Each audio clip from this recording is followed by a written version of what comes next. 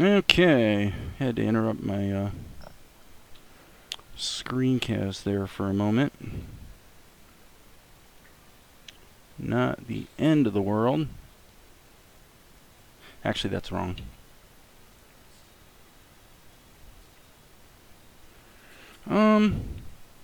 This is questionable, actually. I think maybe what we ought to do here is go like that, and then follow that through like so. Okay, and now here,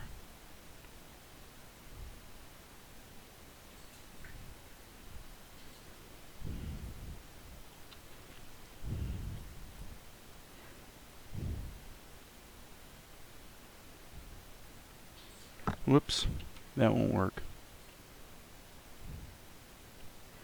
Okay, so now we've got this. It's going to pull this down to here.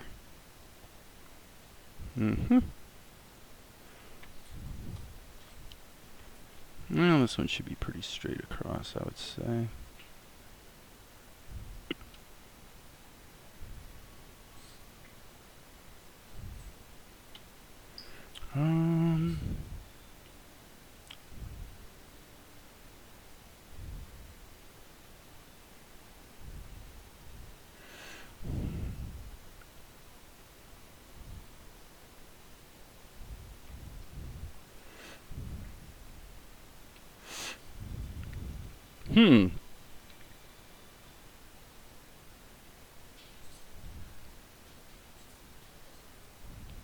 I wonder if, actually,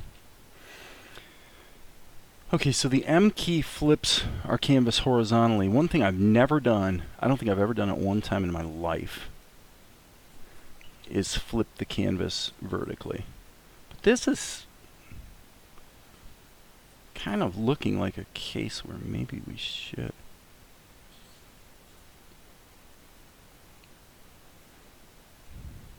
Oh. Okay, let's mirror it vertically and horizontally. Oops. Can't have the eraser on for that. Okay, may I say that this is a lot easier. Oh. Okay, that's kind of uncool. So in Krita, when you mirror, you are not...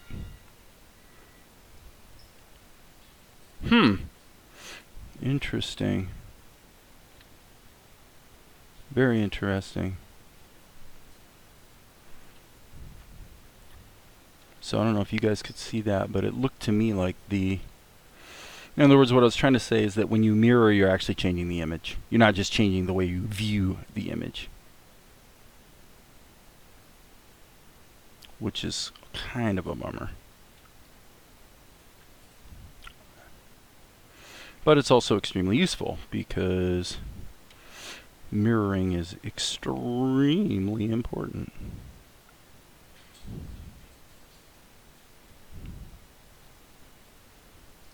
Okay, that's kind of a stilted portrayal of how that would go, but I think we're okay.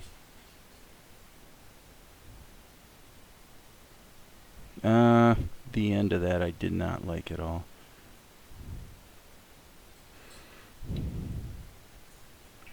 That was not a creative choice. That was just my arm going floofy when I got to the end of my stroke. Makes me think it'd be really valuable to learn how to draw from your shoulders. What I mean by that is the idea of if you learn penmanship, when you learn penmanship, Mrs. Lafreniere, my 6th grade teacher, actually helped me a lot, and of course I didn't know it at the time, but she forced me to do penmanship exercises where I was not turning my wrist at all. I held my wrist very stiff, and all of the motion came from my arm. And she was so correct about that.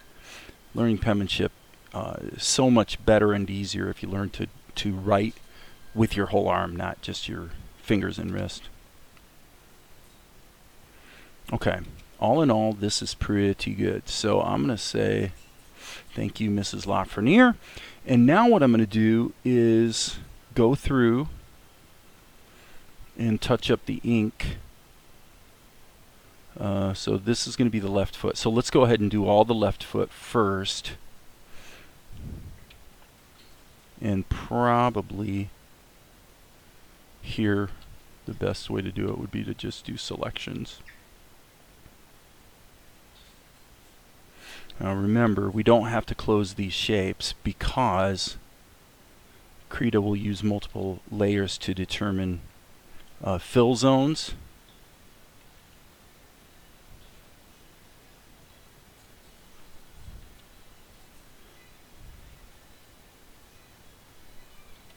So that's going to be a little bit dangerous. Don't want it in eraser mode, by the way. Okay, and I think we probably can turn the smoothing off. We want to turn that on, or draw that in, I think is what I actually meant to say.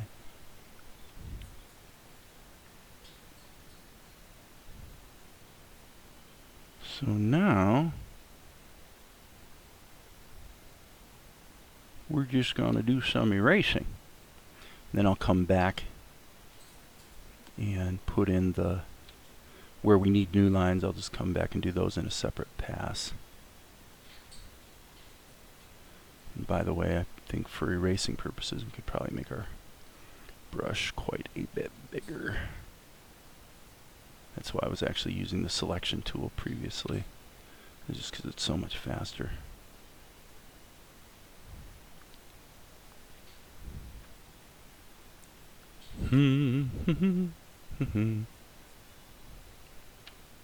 So yeah, then we'll just bake these layers together and we'll have our walk cycle ready for paint, which will be wonderful. Wonderful, I say.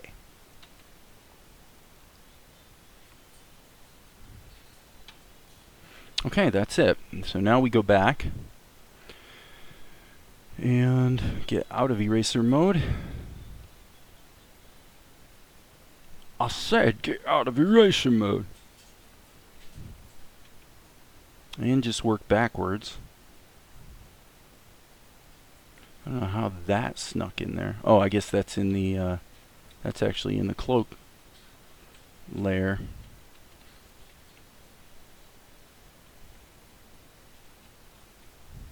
Okay. Going backwards here. I know, I just did a correction on a different layer. I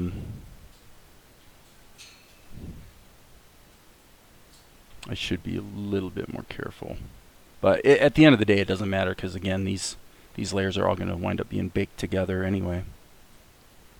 So it doesn't actually matter much which layer I put corrections on.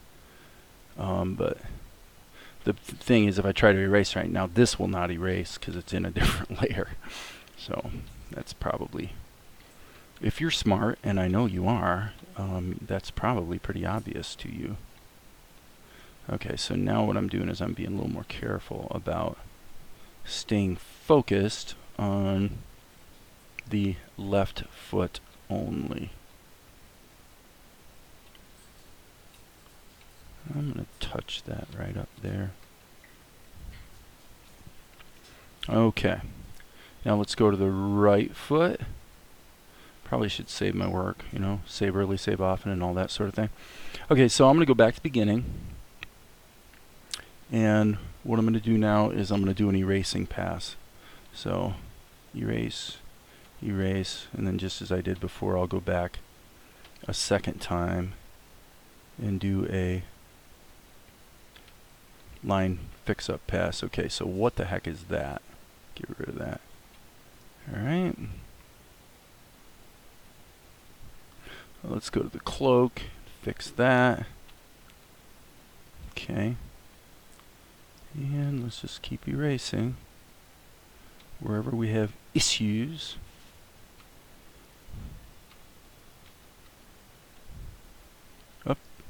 That's the wrong foot. Okay, so now what we've just done is we've detected a problem in the left foot layer that needs to be addressed. So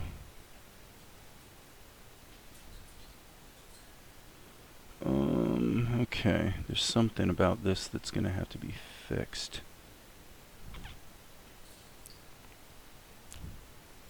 Okay, this obviously has to be resized so that it's not actually sticking out behind the cloak, because that would be stupid, obviously.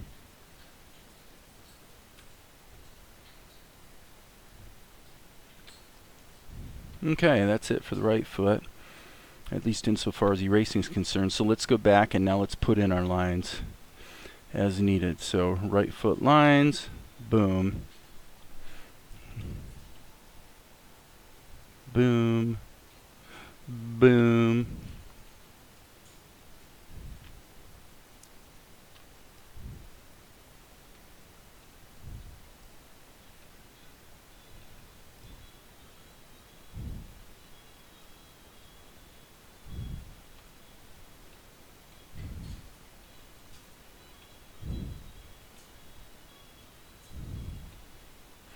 Okay, left foot. Now I'm just going to work backwards, just because I can. And it seems to me that there was... I see what the issue is. Okay. Yes. Okay. That's...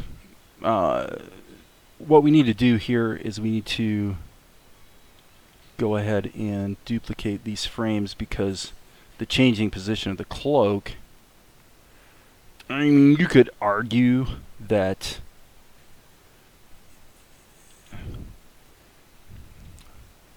if you left these on separate layers, that you could fix overlap issues with the paint. But no, let's do this right. Let's get it right at the ink stage. Yeah. So I need to go ahead and duplicate these frames. I've already got the benefit of them not moving.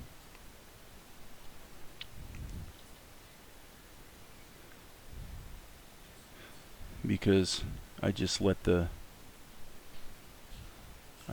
frame ride, but now at this point we need to go ahead and dupe it so that we can make slight tweaks, as opposed to having the same exact drawing, just repeat, repeat, repeat. Hope that made sense, folks. I hope that made sense. Okay. So now what we need to do is go back and see if we're having similar issues in the right foot, and if we are, it would probably be in this section right here. Yeah, there you go. So there's your problem. Okay, so let's make sure we're in the right layer, by the way. Duplicate that, and then okay, so now what we're going to do is we're going to simply draw the lines that fill in the problem. Okay, and on this one I'm going to go ahead and just copy that old one there so I can do a quick erase of that little section. That one looks like it's okay. That one not so much. Okay, and with that, I think we can turn our drawing off and let it play once and see if there's any hiccups that come to the fore.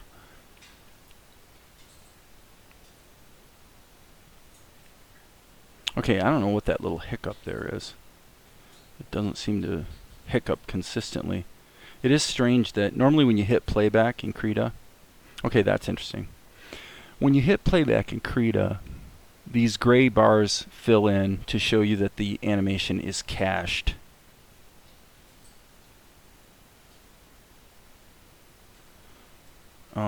Except when it doesn't. So what I'm going to do is I'm going to hit the group layer and see what happens here. Yeah, see, now it all fills in. Okay, I see one little hiccup right there. Yep, what the heck is that? What layer is that? It's not the cloak layer. And it's not that foot. It's that foot. So right here, which is the left foot, so this is the left foot, so it's showing up over top of the right foot. So what I want to do is turn off my smoothing. Uh-oh, I better save my work. Things are acting a little funny. Oh yeah, I need to be in the ink left foot layer. Duh. So for some reason this erroneous mark decided to get left behind. There's kind of another one there.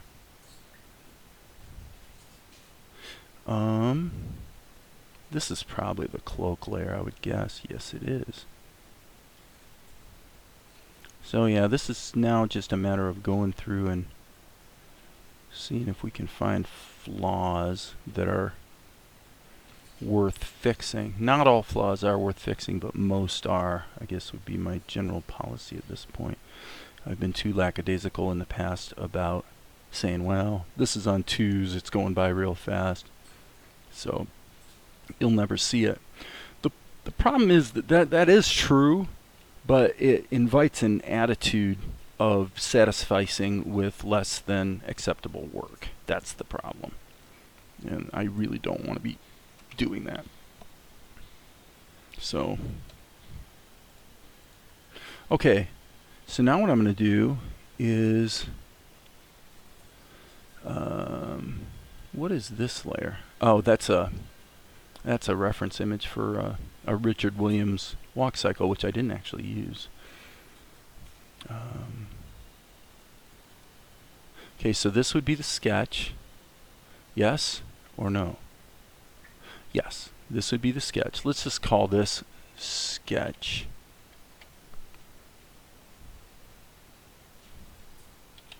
Okay, that's the sketch. Okay, so this is Mr. Big Ink Walk. Alright, and now what I'm going to do is I'm going to duplicate this layer, because this one I'm going to merge the group. Okay.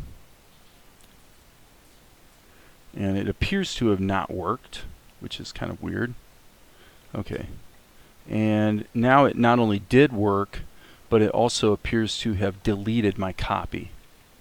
So, a bit odd. Let's go ahead and take the copy, Control E to merge the group. Okay, that worked. Alright, this is not showing. The sketch should not be showing. I really don't even want the background showing at this point. This now should be flattened, and it is. Okay. Okay. Alright, so now what I'm going to do is I'm going to make this a group, and we'll call this Mr. Big Paint. Oh, come on. Mr. Big Paint. Alright. And we'll just simplify this, call it ink. We'll call this shadows. We'll call this paint.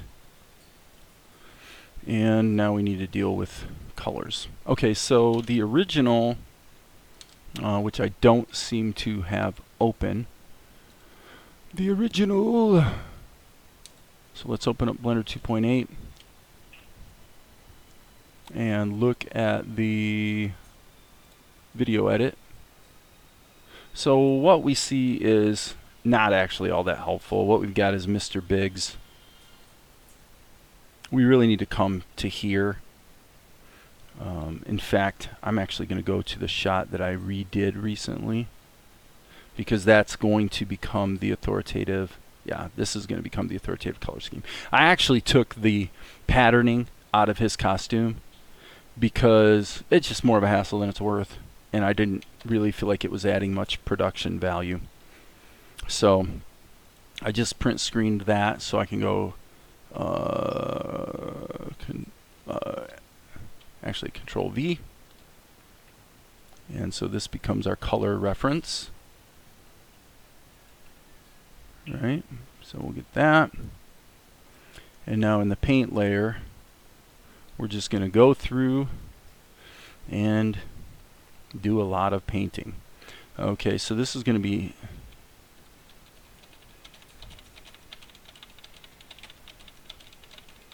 whoops, boom, boom,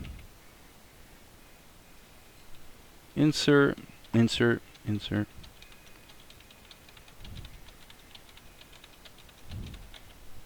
Okay, W key for rewind. I programmed that into Krita's hotkeys just because every audio application I've ever used seems to have W as the rewind key. So I'm like, okay, let's stick with conventions. Okay, so this goes to prove that when you're careful about the quality of your closed shapes, life treats you well in terms of being able to do your painting efficiently.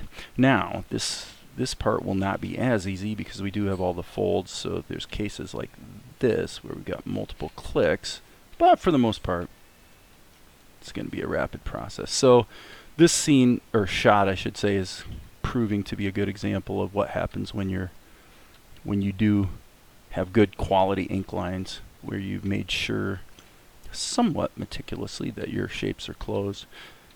For me, the frustration of discovering that, having, you click to fill an area and then the entire screen, goes, gets filled because your shapes weren't closed. In this case, actually, forget what I just was about to say. I was going to use the shadowed flesh color, but actually I think that's a bad idea. B-A-D, bad idea. Alright, so now what I'm going to do is try to double up here as much as I can by just following these poses around. And we'll come back and catch the sandal leather last. So now what I'm trying to do is find a pace that allows me in real time to click to the next frame and evaluate accurately where I need to click. So I'm sort of trying to find the sweet spot in my pacing here. Why? No particular reason, because it's fun, I guess. Toes, toes, toes. That should probably be the leather color. If we're gonna do one color or another, it should probably be the leather. Now you'll notice that he does have a little area on the outside of his toe that is not filled with flesh tone. The reality is I'm not sure if that's actually going to be a problem or not. I think what I'm going to do at this point is assume that it's not a problem, and then once there's a background in there, we'll decide whether it's important that this little toe right here, is it important that that be filled? I'm really not sure. I'm thinking probably not. So not trying to chimp on quality here, but that's something that I think probably does not really matter. Okay, so now we need a leather shade. So what I'm going to do is kind of go with something like that. Okay, so this is actually going to prove to be by far the most difficult part of the process. Let's see what we can do about that. First of all, we've got the feathering turned off. But as you can see, growing the selection 2 pixels doesn't get you into the corners. So let's just see what happens if we go to 4. Okay, so now that creates a little bit of a problem. But what if we go to 4 but also feather it 1? Not good, but not bad. Let's go to 3 and feather it 2 and see what happens. Nope, no good. 3 feather 1. That will work. I'll tell you why it will work. Okay, that bugs me. It's going to work because, again, once the background's on here, you're never going to see that. So again, I emphasize, I'm not trying to chimp on quality here, but I mean, that's what you see right there. This is actual size. This is the size on screen. So I think in this particular case, we're probably safe because this is effectively going to be shadowed. It actually makes me wonder. Let's just go ahead and hit Z and yeah. I mean, we could do that as well. Maybe we'll do that. I think that it's a little sharper. Yeah, we'll do that. Boom, boom. Boom, boom, boom, boom. Boom, boom, boom, boom. Yeah, not bad. Not bad at all. Okay. Whoops, let's catch that one.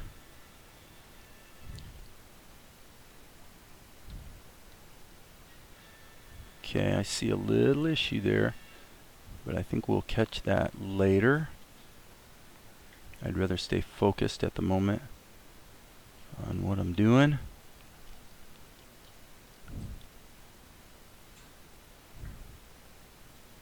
I wonder what happens if you drag it. Doesn't seem to make any difference in Krita. Like in OpenTunes, you could drag your mouse through these areas, and it would just keep filling in wherever it finds suitable fill areas.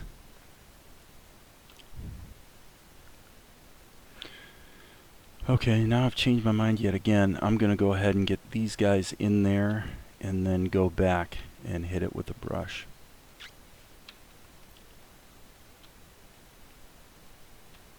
Almost done with this foot anyway.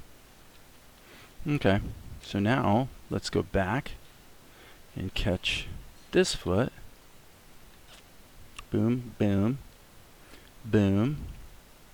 Not quite sure what to think about that. Boom. Yeah, why this area in the center keeps not filling successfully, I don't have a clue. I don't know what's going on with that. That's making it stubborn about filling. But it is what it is.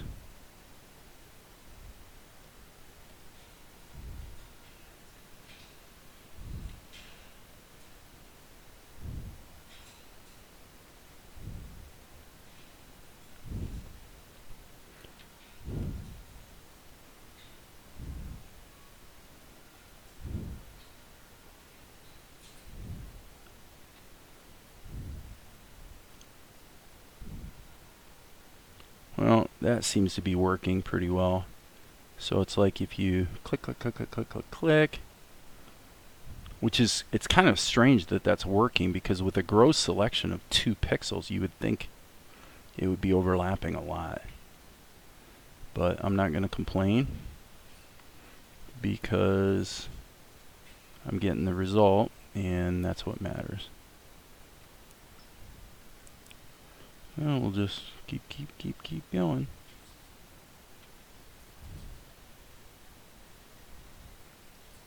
Boom, boom.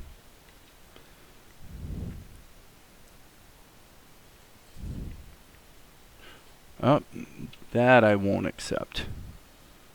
A little bit of a slight floof on a frame that's only going to be on the screen for, or yeah, a frame that's only going to be on the screen for 2 frames, I can tolerate. But once you start having these things bleeding out and boom, boom, boom, boom, boom. Boom, boom, boom. Alrighty then. Actually, let's go to actual size so we can evaluate this. And my judgment at this point would be that yes, indeed, the toe is a problem. And the reason the toe is a problem, well, actually, I was going to say because it's white, but it's not white. It's actually clear. So with that, let's slap in the background, and then we'll deal with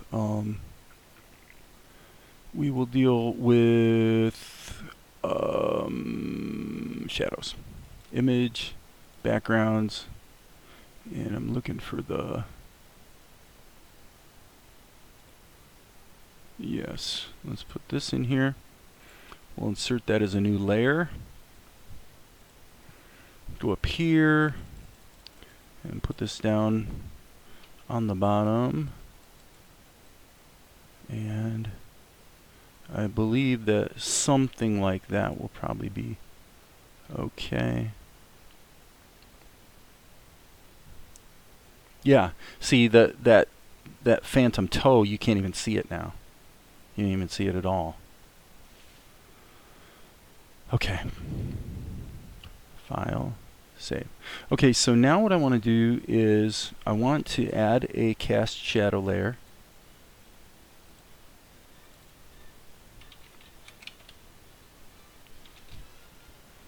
And so I'm going to go ahead and stop and come back for a fourth session on this shot to deal with the shadowing and the tinting and sort of the finalizing of the shot.